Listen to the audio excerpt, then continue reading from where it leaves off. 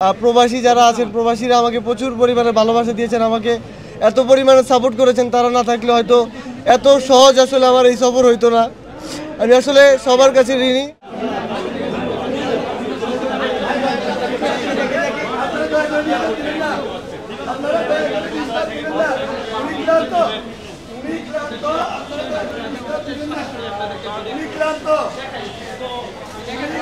দেশটাকে যে কত ভালোবাসি তা হয়তো কখনো ভাষায় প্রকাশ করতে পারবো না। একদিকে মক্কা ছেড়ে আসছি, সেটার জন্য দুঃখ, আরেকদিকে আনন্দ, আমি আমার দেশে ফিরে আসছি।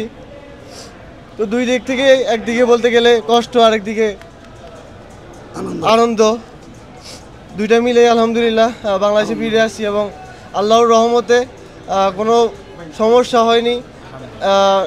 সকল কিছু করে আজকে আমি নিজের মাতৃভূমিতে ফিরতে পেরেছি আলহামদুলিল্লাহ। আমার প্রতিটি মোনাজাতে আপনারা আমার শুরু থেকে যত সাপোর্ট করেছেন, বাংলাদেশি ভাইরা এবং প্রবাসী যারা আছেন, প্রবাসীরা আমাকে প্রচুর পরিমাণে ভালোবাসা দিয়েছেন, আমাকে এত পরিমাণে সাপোর্ট করেছেন। তারা না থাকলে হয়তো এত সহজ আসলে আমার এই সফর হইতো না। আমি আসলে সবার কাছে ঋণী এবং সবসময় আমি আপনাদের জন্যই দোয়া করেছি।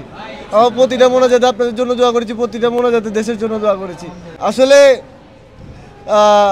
যখন করোনার সময় আমার চিন্তা আসছিল যে আমি একদিন মক্কাতে যাব, তো আলহামদুলিল্লাহ আমি পাসপোর্ট বানানোর পরেই কয়েকদিন পরেই রওনা হই পবিত্র মক্কার উদ্দেশ্যে এবং দীর্ঘ 9 মাস সফর করে আমি মক্কা মদিনা যাই এবং এখন আমি নিজের মাতৃভূমিতে ফিরে আসি। আসলে আমি সময় নিয়ে ভ্রমণ করতে খুবই পছন্দ করি। সময় নিয়ে এই দুনিয়াটাকে আমি দেখতে চাই এবং আল্লাহর এই সৃষ্টি দুনিয়া, আমি যখন 64 জেলা ভ্রমণ করি তখন আমার কাছে মনে হচ্ছিল যত বেশি সময় নিয়ে পৃথিবীটা দেখা যাবে তত বেশি হয়তো আল্লাহর সৃষ্টি দুনিয়া। আজকে একটু নার্ভাস, আমি কথা বলতে পারতেছি না। আসলে আমি প্রচণ্ড পরিমাণের খুশি, আমি নার্ভাস, এখন আমি কথা বলতে পারতেছি না। আজকে বাধার সম্মুখীন বলতে প্রতিটা জিনিসের মধ্যেই একটা খারাপ জিনিস থাকে, তো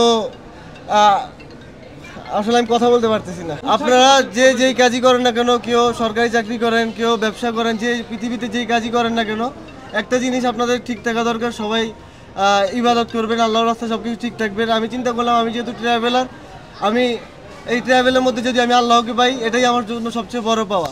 তো আপনারা পৃথিবীতে যে যেই কাজই করেন না কেন, সাংবাদিক ভাই আছেন, যারা সরকারি চাকরিজীবী, ব্যবসায়ী, যে করেন না কেন, সবাই চেষ্টা করবেন আপনার কাজের মধ্যে জানি আপনি আল্লাহকে পান।